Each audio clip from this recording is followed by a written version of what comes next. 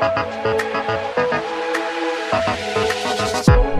morning, good afternoon, good evening everyone, depending on what time you're watching us. Naitwa Murengi Clara na leo I'm back with another video. Leo tunataka kuzungumzia swala zima la kilimi kwa sababu sijui kama ni mila, ni itikadi, ama ni dini, ama ni misconception, I don't know, because some of us tumelelewa, tumekuwa tukijua kilimi ni kitu ambacho mtu anafaa kukatwa. Hususan wakati mtu akianza kukohoa watoto wadogo, na kuna watu ambao labda wanakuwa watu wazima na wanakatwa. Sasa wacha tusikie maoni ya watu, wana yapi ya kutuambia kuhusu hili swala. Karibuni, tembea nami na tusikie baadhi ya maoni ya watu kuhusu hili swala.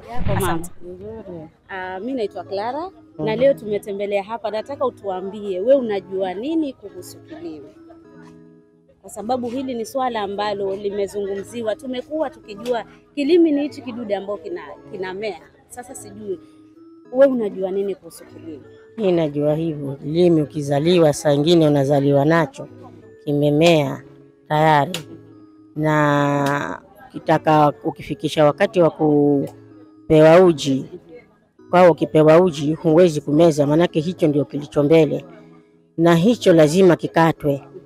Na ukikatwa si kwamba utafanyika nini wala ufanyike nini, ukikatwa unaweza kula chakula na inapona chenyewe na utakuwa mzima, huwezi ukafa kwa sababu kilimi imekatwa na imeingia ugonjwa fulani. Hakuna hiyo. Na hata leo tena watoto wanakatwa vilimi, hata watu wazima tena huwa wanakatwa vilimi. Labda niulize, je, hii ni shida ambayo inaffect watoto peke yake ama watu wazima? Hata watu wazima. Watu wazima pia anaweza kukohoa na akaangaliwa akaambiwa kilimi kimepita mbele. Ndio kikiwa kimepita mbele zaidi, huwezi kumeza chakula, unakohoa isiyo kiasi, unakata na huwezi kufanyika kitu chochote. Ukikatwa unapona. Na hawa madaktari ambao saa hizi wanakuambia kilimi hakifai kukatwa, wewe una maoni gani kwa upande huo? Nikikatwe sababu ni ugonjwa ule. Sijaona mtu akipewa dawa ya kilimi itapona tu yenyewe hivyo tayari. Watu wanakatwa vilimi. Asante sana kwa muda wako mama. Ukija hapa Charomae kuna huu mama ambaye ana biashara yake just on your right. Ukiingia kwa entrance on your right kuna mama hapa ana biashara yake, ingia mpromote na utakuwa umemsaidia. Asante sana kwa muda wako. Na tumeweza pia kutembelea mama ambaye yuko hapa sokoni, na kwa bahati zaidi saa hizi ni masaa 5, lakini amemaliza biashara yake kwa sababu hata hakuna kitu kama mnavyoona, na amesema anaenda nyumbani. Kwa hivyo kuna biashara zingine maze ukizifanya yani ni mara hiyo pesa pap na unaenda ufuate shughuli zingine. Nataka kusikia kutoka kwake kuhusu hili swala la kilimi. Ana maoni gani kulihusu? Wacha tusikie. Karibu mama. Tuambie majina yako ni nani, alafu tutaendelea. Jitambulishe. Majina yangu inajulikana kama Purity Kazo Kalamu. Sasa Miriam. Asante. Sasa hili swala la kilimi, wewe unasemaje kulihusu? Je, kilimi ni kitu ambao kinafaa kukatwa ama hakifai kukatwa, na kwa nini kinakatwa? Kilimi niseme kinafaa kukatwa kwa sababu mwenye ambaye huwa anakuwa na kilimi huwa anagonjeka. Sasa akigonjeka lazima akatwe. Okay, ni kitu ambacho huwa kinamea ama huwa mtu anazaliwa nacho? Wengine wanazaliwa nacho, wengine kinafanya kumea baada ya kuwa amezaliwa. Na dalili ambazo huwa zinaonyesha ya kuwa mpaka tuseme ako na kilimi ni akatwe, huwa ni dalili gani ambazo zinafanya mtu akatwe kilimi? Huwa na dalili ya mwili moto, kutapika, na mwili moto na kutapika, ile nafikiri ndio sana. Na hizo dalili huwa ni kwa watoto peke yake ama ni watu wakubwa? Kwa sababu kuna wengine huwa wanakatwa wakiwa wadogo na kuna wengine wanakatwa wakiwa watu wazima. Sasa hizi dalili ziko kwa watoto peke yake ama pia watu wazima? Nikizungumzia sana huku kwa watoto, huwa sana ni ile mwili moto, kutapika, halafu na kukohoa. Okay. lakini kwa mtu mzima ni kule kukohoa ndio huwa ni sana. Lakini si sana kutapika kwa mtu mzima. Okay. Na hichi kilimi kinakatwa hospitali ama kuna watu ambao wamesomea hii kazi ya kuwa tukisema ana kilimi anafaa kukatwa anapelekwa kwake? Mimi hata si watoto wangu walikatwa, lakini sikuwapeleka hospitali. Kwa hivyo kuna wataalamu ambao wanafanya hiyo kazi kabisa. Wako huko nyanjani kabisa. Sawa. Na kama wako huko nyanjani, je, ni watu ambao tukiangalia masuala ya afya na masuala ya usafi, kwa sababu siku hizi kuna magonjwa mengi pia, wanapokatwa hivi vilimi, ni nini ambao mnaangalia ili isije ikawa ni sababu moja ya mtoto kuambukizwa kwa ugonjwa? Labda huyo amekatwa ametumia labda ni kijembe na bado kijembe kile kile kitumiwe kukatia mtu mwingine, huwa anatumia nini? Ama nyinyi wazazi mnazingatia nini wakati mnapopeleka watoto wakatwe vilimi? Mimi watoto wangu uliwapeleka, lakini nilipoenda naye yule mwenye alikuwa anamkata aliniambia uko na kijembe kipya chako chenye umebeba wewe mwenyewe. Nikamwambia hasha, lakini akanambia nenda kanunue kijembe dukani kipya. Ndio nikaenda nikanunua nikamletea. Akakivunja kidogo kipande, alafu ndo akamkata nacho. Sasa akimaliza kumkata huwa hakatii mwingine, anakirusha. Na ni kidude ambacho unaweza kukishika ama kunaendaje? Akikatwa anakitema ama kunaendaje ili swala zima? Akikata yuko na kakamba hivi kadogo, anakafunga kanakuwa na kama kishimo. Sasa kama utakuwa umembeba mwenyewe, sasa akiweka ule mdomo wazi, yeye mwenyewe ana kitu chenye anambofia huu ulimi. Sasa akibofia ule ulimi anapanua mdomo, akipanua mdomo na ukatari kile kidude chake. Akiweka kile kidude anakifunga tayari kile kilimi. Akikifunga shakata anatoka nacho. Wow. So mtoto lazima atatoka damu? Anatoka. Wow. Haya. So wewe mama unasema wewe mwenyewe ulikatwa ama hujui? Mimi sijui. Hujui, lakini watoto wako walikatwa. Na baada ya kukatwa, je, kulikuwa na mabadiliko ama hakukuwa? Kwa sababu kulikuwa na mabadiliko, sasa alipona. Kwa hivyo wewe kwa maoni yako unasema kilimi ni ugonjwa? Kilimi ni ugonjwa. Na sasa huu ugonjwa manake umesema kuna wale ambao wanazaliwa navyo na kuna wale ambao kinamea baadaye. Sasa kwa mfano amezaliwa nacho, je, huwa labda kimegonjeka ama tunasemaje hapa? Kama amezaliwa nacho hicho kilimi, na kuna wale ambao umesema kinamea baadaye. Akizaliwa nacho sasa atakuwa amezaliwa na huo ugonjwa tayari. Kwa hivyo huwa ni ugonjwa huo? Ni ugonjwa. Asante sana, ni maoni yako. Asante sana kwa muda wako. Wacha tusikie maoni ya watu wengine halafu tutajua. Tunaweza pia kuonana na mama mmoja hapa sokoni. Nataka tusikie maoni ambayo wako nayo juu ya swala zima la kilimi. Mama, naomba ujitambulishe halafu tuendelee kutoka hapo. Kwa majina naitwa Christine Iza Mwanje. Niko hapa kwa Tarawamani. Haya, leo tunaangazia swala zima la kilimi.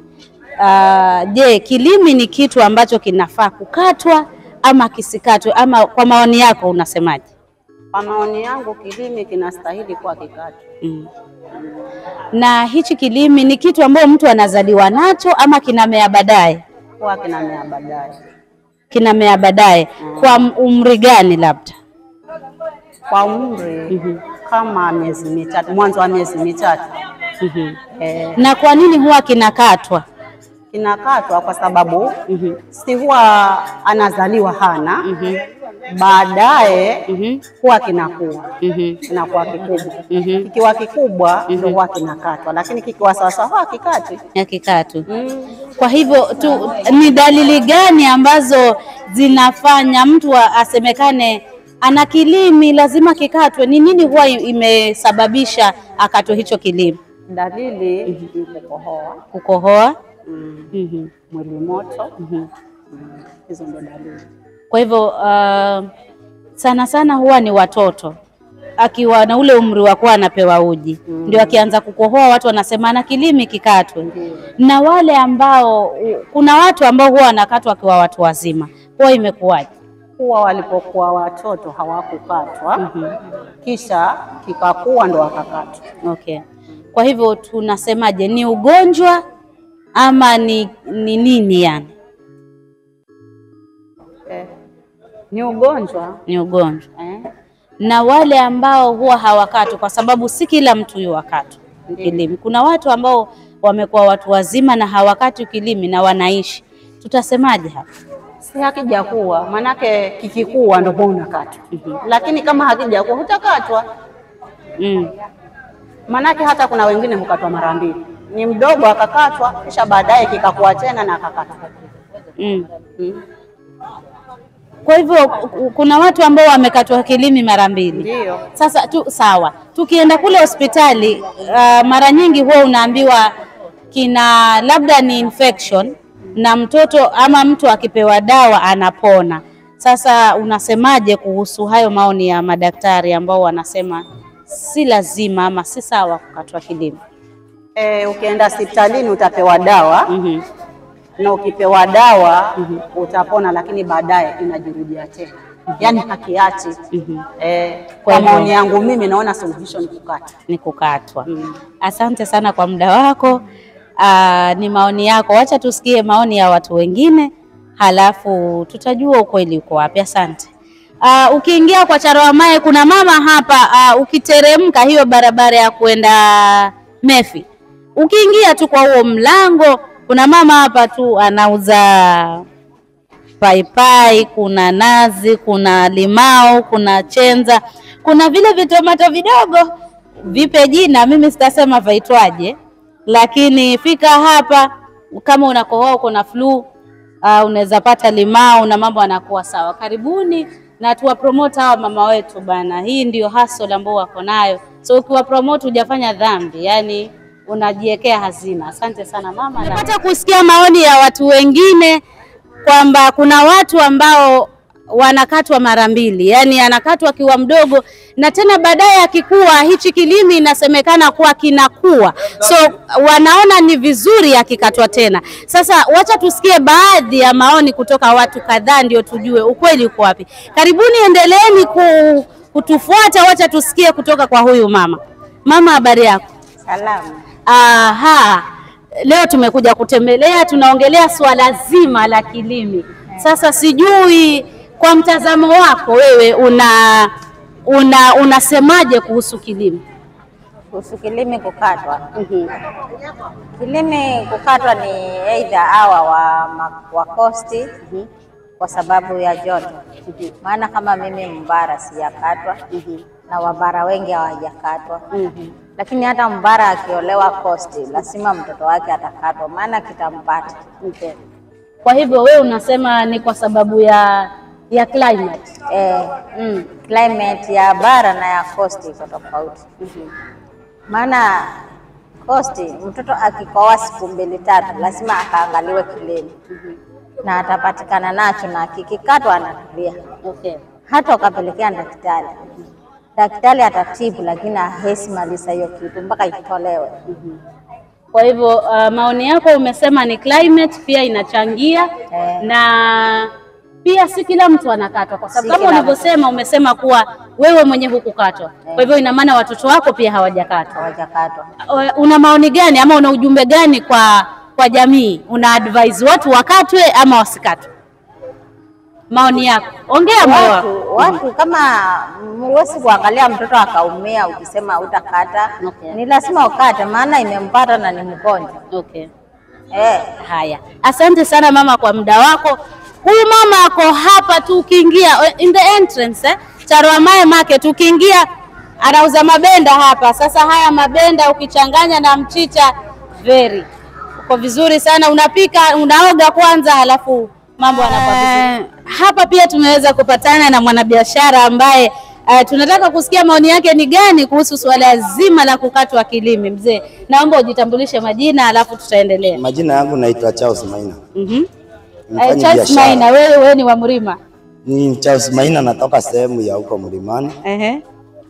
na mila ya kukata kilimi nimeikuta huku. Umeikuta huku? Sikuikuta kule kwetu. Okay. Maoni yako ni gani kuhusu hili swala? Kwa sababu mara nyingi kama sisi wa huku tumekuwa tukiambiwa mtoto hususan ule muda ambao anapewa uji akianza kukohoa ama mwili moto ama kutapika tuambiwa na kilimi huyo ni akatwe. Lakini wewe unasema hili swala umelikuta huku. Na ina maana sasa huko kwa bara halipo na labda wewe mwenyewe hujakata, sio? Ndio, mimi sijakata. Una ujumbe gani kulihusu ama unajua nini kuhusu kilimi? Asante. Najua watoto wangu mimi wamekatwa kilimi. Lakini mimi haukuwa msimamo wangu. Ni kama vile wewe ulienda ukakuta wamekatwa wapi. Okay. Mimi swala ya kukatwa kilimi lina influence.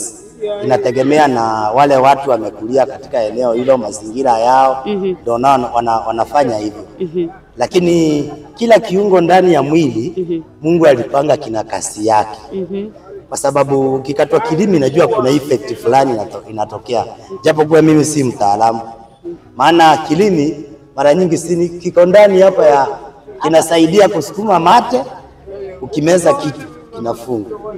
Sasa hiyo pumzi wakati unakata unaondoa kiungo kile kinasaidia. Japo kuwa inafanya kazi, mwili unafanya kazi kama kawaida, lakini unapunguza kiungo kwa mwili.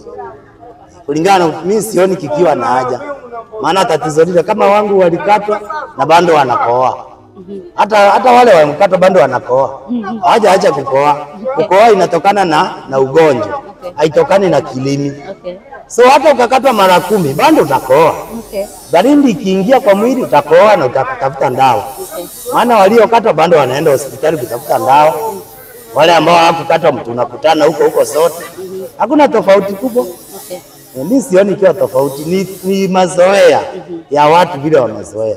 Kwa hivyo kwa mtazamo wako unasema wewe ni itikadi ama ni mila ambayo inafanywa huku pwani, lakini watoto wako walikatwa.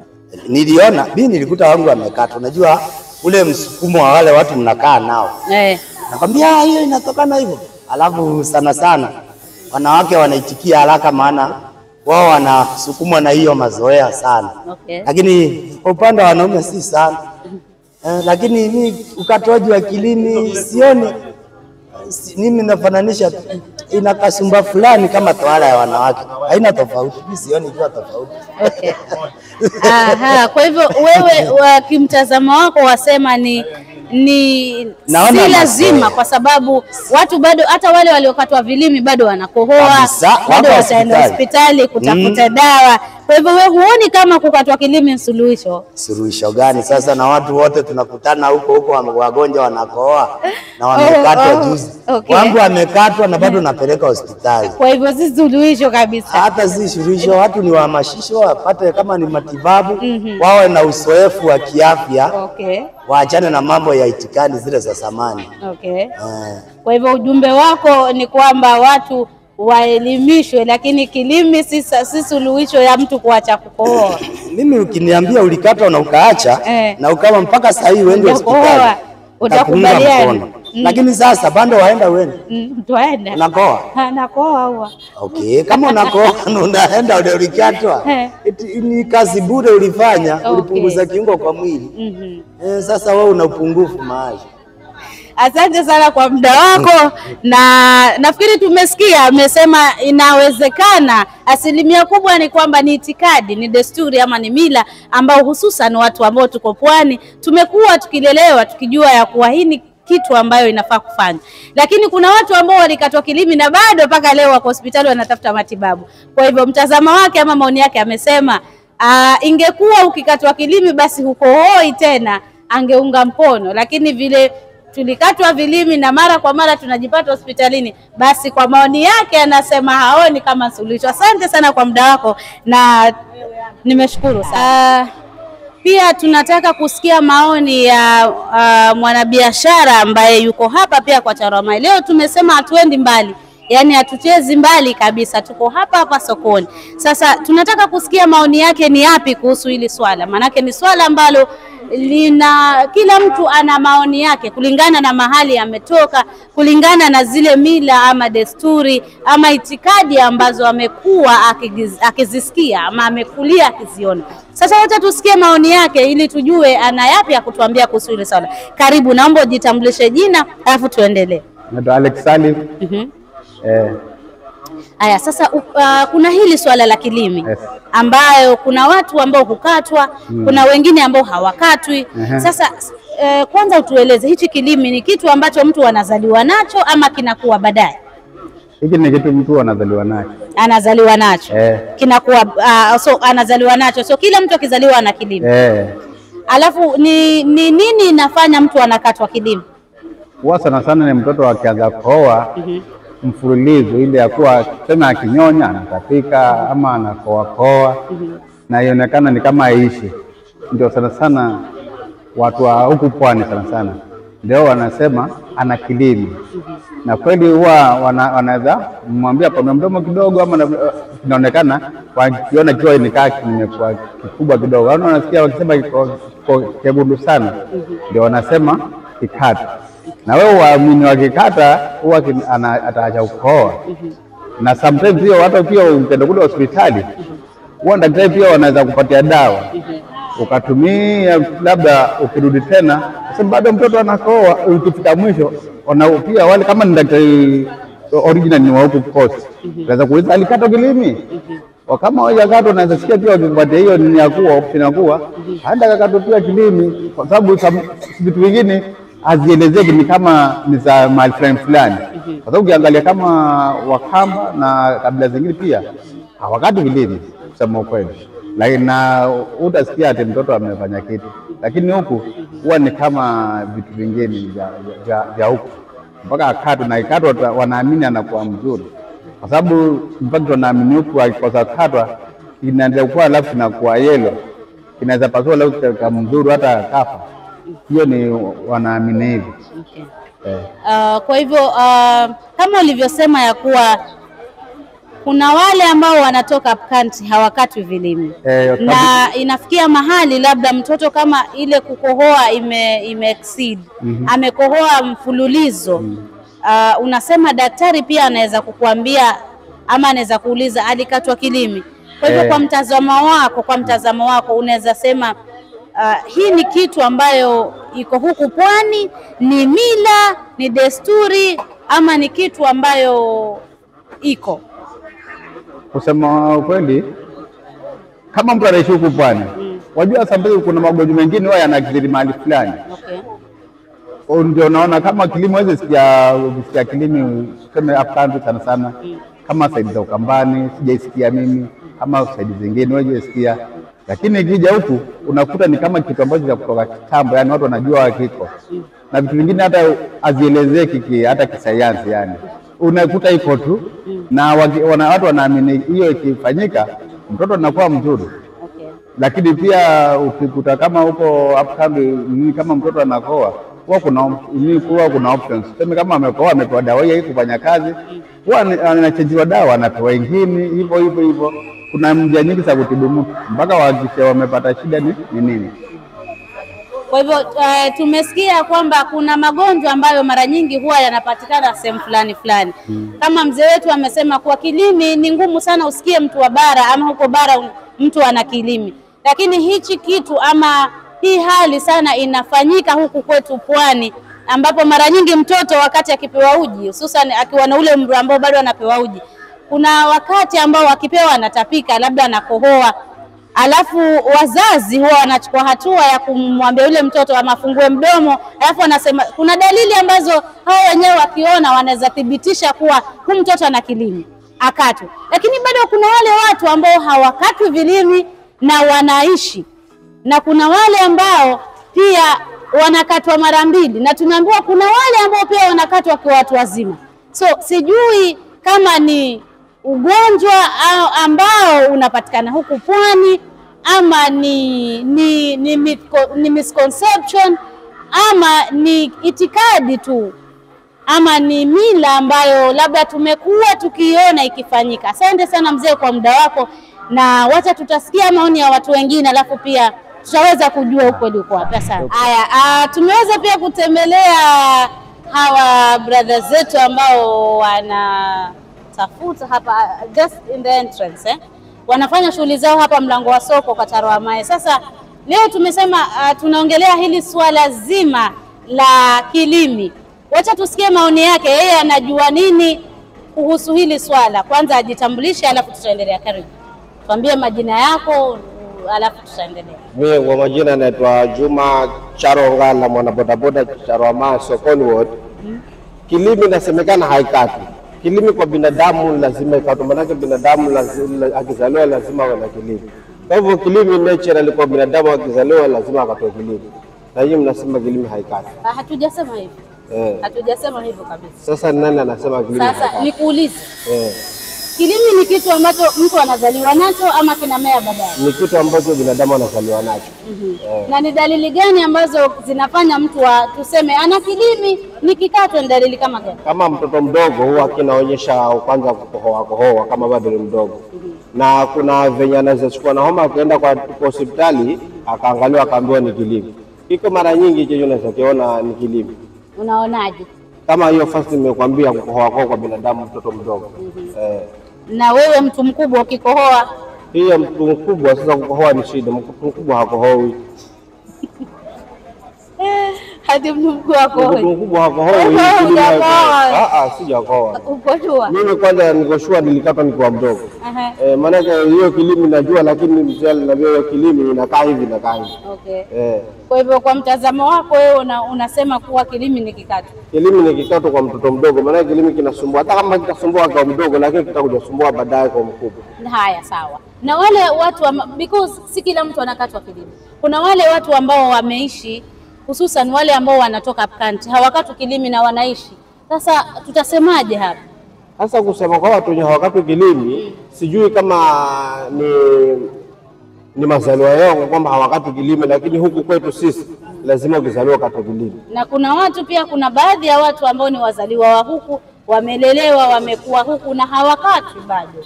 Hawajakatwa na wanaishi. Sasa kwa mimi tayari, mimi sijasikia na sijaona mtu wa huku hajakatwa kilimi na hakatwi. Ni maoni yako haya? Hayo ni maoni yako. Okay. Kwa hivyo una ujumbe gani kwa watu ambao wanakutazama kuhusu kilimi? Ujumbe wangu mimi ni binadamu ambaye amezaliwa na kilimi kianza kumsumbua hakatwi. Kwa hivyo kivyako wewe unasema ni ugonjwa? Ni ugonjwa kwa binadamu. Na huu ugonjwa ukiangalia hivi hauna dawa? Dawa ni kukatwa. Dawa ni kukatwa. Na huoni kama unatoa kiungo? Kiungo gani kwa mwili? Lakini si kiungo. Ni nini? Ule sasa si kuna ugonjwa ule, si kiungo. Maana kiungo ni kama hivi vidole vyoko kwa mkono na miguu.